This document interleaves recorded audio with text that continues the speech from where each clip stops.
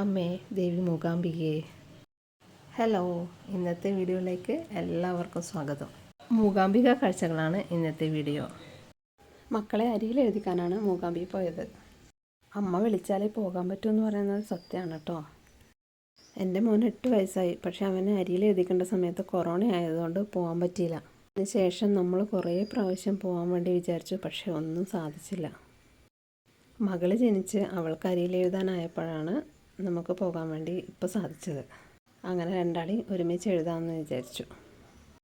അങ്ങനെ നമ്മൾ മൂകാംബികയുടെ കവാടത്തിലെത്തി.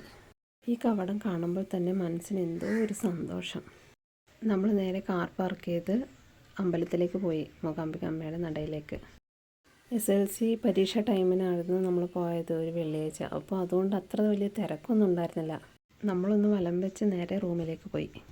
മൂകാംബിക അമ്മയുടെ ഉത്സവ ടൈം ആയതുകൊണ്ട് നമ്മൾ ആ ലൈറ്റ്സും കാര്യങ്ങളും രാത്രി കാണാൻ വേണ്ടി ഒന്നുകൂടെ ഒന്ന് റൗണ്ട് അടിച്ചു. നിറയെ ലൈറ്റ് വെച്ചിട്ട് എന്താ രസമായിരുന്നെന്നറിയാം കാണാൻ. നമ്മൾ പോയത് നല്ലൊരു ടൈമായിരുന്നു. നല്ല തിരക്ക് പ്രതീക്ഷിച്ചു, പക്ഷേ തിരക്കൊന്നും അങ്ങനെ ഉണ്ടായിരുന്നില്ല. രഥമൊക്കെ റെഡിയാവുന്നതേ ഉള്ളൂ. പിന്നെ നമ്മൾ സന്ധ്യയ്ക്ക് പോയപ്പോൾ അവിടെ 2 തിടമ്പും എടുത്ത് ഉത്സവത്തിൻ്റെ ഭാഗമായിട്ടാണ് തോന്നുന്നു പിന്നെ വലം വെക്കുന്നുണ്ടായിരുന്നു. 2 തിടമ്പ്, ഒന്ന് സാധാരണ മൂകാംബിക അമ്മയുടെ തിടമ്പ്, മറ്റേത് ഭദ്രകാളിയുടെ തിടമ്പാണ്. അതായത് 2 രൂപവും ഒരുപോലെ ഭക്തജനങ്ങൾ കാണണമെന്ന സങ്കല്പത്തിലാണ് ഉത്സവ സമയത്ത് അങ്ങനെ എടുക്കുന്നത്. വലം വെച്ച് കഴിഞ്ഞാൽ അമ്മ പുറത്തേക്ക് അവിടെ ഒരു രഥം വെച്ചിട്ടുണ്ടാവും. ആ രഥത്തിലേക്കാണ് പോകുന്നത്. ഇത് കർണാടകയിലെ മിക്ക ഉത്സവത്തിനും ഉപയോഗിക്കുന്ന ഒരു ബൊമ്മയാണ്. ലൈറ്റ്സ് കൊണ്ടും അലങ്കാരപ്പണി കൊണ്ടും മൂകാംബിക അന്തരീക്ഷം ഫുൾ ഭക്തമയമായിരുന്നു. അകത്ത് തിടമ്പിനൊപ്പം ഉണ്ടായ എല്ലാ സാധനങ്ങളും അവർ പുറത്തേക്ക് കൊണ്ടുവന്നു. ഇതാണ് അമ്മയെ ഇന്ന് വലിക്കുന്ന തേര്. ഇതാണ് ഇന്ന് അമ്മയെ വലിക്കുന്ന തേര്. അടികമാറില്ലേ, അവർ വന്ന് തേര് പുണ്യാഹം തളിച്ച് ശുദ്ധിയാക്കുകയാണ്. ഇപ്പോൾ അമ്മയുടെ തിടമ്പ് മഞ്ചലിൽ കൊണ്ടുവന്നിട്ട് ആ തേരിലിനി അമ്മയെ ഇരുത്തും. അമ്മയെ കൊണ്ടുപോയി തേരിലിരുത്തുന്ന കാഴ്ചയാണ് നിങ്ങൾ കാണുന്നത്. ഇങ്ങനെ മറച്ചു വെച്ചാണ് തേരിൽ അമ്മയെ ഇരുത്തിക്കുന്നത്.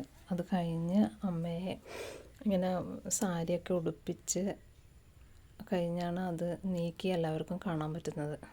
ഇപ്പോൾ അടികമാറൊക്കെ കൂടി എന്തോ മന്ത്രമോ ശ്ലോകമോ ചൊല്ലുന്നുണ്ട്. എന്നിട്ട് അമ്മയെ വലിക്കുന്നു, രഥത്തിൽ വലിക്കുന്നതാണത്.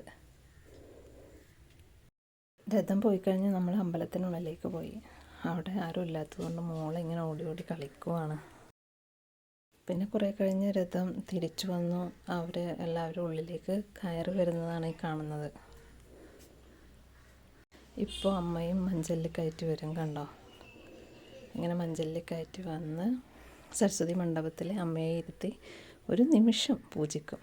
അത് കഴിഞ്ഞ് അമ്മയെ തിരിച്ച് വലം വെപ്പിച്ച് പിന്നെ ഉള്ളിലേക്ക് കൊണ്ടുപോകും, ക്ഷേത്രത്തിനുള്ളിലേക്ക്. പിന്നെ ഭക്തർക്ക് വീണ്ടും അകത്ത് കയറി കാണാവുന്നതാണ് അമ്മയെ. ഇതാണ് നമ്മൾ താമസിച്ച ലോഡ്ജ്. ഇതിന് മുന്നിൽ കൂടെയാണ് സൗപർണിക ഒഴുകുന്നത്, അവിടുത്തെ ഡാം. പിന്നെ നമ്മൾ സൗപർണികയിൽ കാല് കഴുകി അമ്പലത്തിനുള്ളിലേക്ക് പോയി. ആദ്യം മോനെ അരിയിലെഴുതിച്ചു, മോളെ വിട്ടില്ല, കരഞ്ഞു.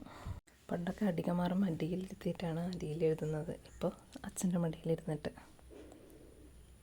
നമ്മളൊന്ന് വലക്ക് വന്ന് മോൾക്ക് ചോറ് കൊടുത്തു, അരിയിൽ എഴുതിച്ചു. പിന്നെ നന്ദിയെ അറിയാമല്ലോ, നന്ദീൻ്റെ ചെവിയിൽ എന്ത് പറഞ്ഞാലും നമുക്ക് സാധിക്കും. അവിടെ പ്രോഗ്രാം ഉണ്ടായിരുന്നു, ഡാൻസ്. തിരക്ക് കുറവായതുകൊണ്ട് മോളിങ്ങനെ ഓടിക്കളിച്ചു. ഫാൻസി കയറി നമ്മൾ കുറച്ച് സാധനങ്ങൾ വാങ്ങി. നമ്മൾ അന്ന് മൂകാംബികയിൽ സ്റ്റേ ആയിരുന്നു. ഉച്ചയ്ക്ക് നമ്മൾ മൂകാംബിക അമ്മേൻ്റെ അടുത്ത് തന്നെയാണ് ഫുഡ് കഴിച്ചത്. അതാണ് ഈ ഫുഡ്.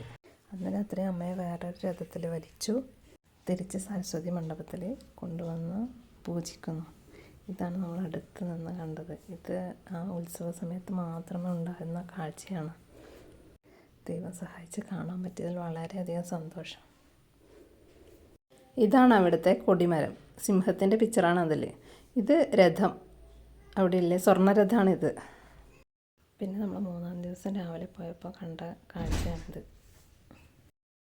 നമ്മൾ ഈ ശിവയിലൊക്കെ കണ്ട് നമ്മൾ പിന്നെ തിരിച്ച് വീട്ടിലേക്ക് മടങ്ങി. മൂകാംബിക കാണാത്തവർ അമ്മ വിളിച്ചാൽ തീർച്ചയായും പോയി കാണണം. അവിടെ രാത്രി 10 മണിക്ക് അമ്മയുടെ കഷായം കൊടുക്കും. അത് തീർച്ചയായും കുടിക്കണം. അത് അമ്മ തരുന്ന ഔഷധമാണ്. അവിടുത്തെ അന്തരീക്ഷം ഭയങ്കര മനസ്സിന് സമാധാനം തരുന്നതാണ്. അടുത്ത വീഡിയോയിൽ കാണാം. ബായ്.